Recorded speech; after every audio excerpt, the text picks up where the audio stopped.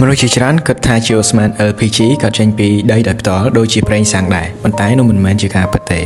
អ្វីដែលកើតឡើងចេញពីដីគឺប្រេងឆៅដែលជាសារធាតុរាវខ្មៅក្រាស់ហើយនៅខាងក្នុងវាមានសារធាតុជាច្រើនប្រភេទត្រូវបានលាយបញ្ចូលគ្នាដើម្បីញែកពួកវាចេញប្រេងឆៅត្រូវបានបញ្ចូលទៅរោងចក្រចម្រាញ់ជាកន្លែងដែលវាត្រូវបានកម្ដៅទៅដល់សីតុណ្ហភាពខ្ពស់ខ្លាំងល្បាយនេះបន្តមកចូលទៅក្នុងប៉មខ្ពស់មួយដែលហៅថាឈួរចម្រាញ់ប្រភេទនៅខាងក្នុងប៉មនេះសីតុណ្ហភាពមិនដូចគ្នានៅគ្រប់ទីកន្លែងទេនៅផ្នែកខាងក្រោមវាក្តៅខ្លាំងណាស់ហើយនៅពេលដែលអ្នកឡើងទៅលើវាកាន់តែត្រជាក់ឥឡូវនេះជាកន្លែងដែលវាកាន់តែគួរឲ្យចាប់អារម្មណ៍នៅពេលដែលចំហាយក្តៅកើនឡើងសារធាតុផ្សេងៗគ្នានឹងបែកគ្នានៅកម្រិតផ្សេងៗគ្នាដែរ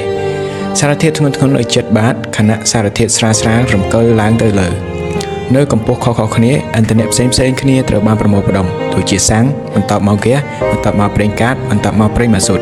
ហើយនៅផ្នែកខាងក្រោមបំផុតវត្ថុធាតុធ្ងន់ៗដូចជាប្រេងឥន្ធនៈនិងប៊ីទូមែនប៉ុន្តែចុះផ្នែកខាងលើវិញសារធាតុស្រាលៗបំផុតឡើងលើទាំងស្រុងហើយវាមិនងាយកកជាដុំៗទេហើយនេះជាកន្លែងដែលអ្វីសំខាន់ត្រូវបានប្រមូលផ្ដុំទាំងនេះគឺជាអូស្មန်ដូចជាប្រូផេននិងបូតានពួកវាត្រូវបានចាប់យកពីផ្នែកខាងលើបន្ទាប់មកបន្សុទ្ធដោយប្រុងប្រយ័ត្នហើយចុងក្រោយត្រូវបានបង្ហាប់ទៅជាទម្រង់រាវហើយ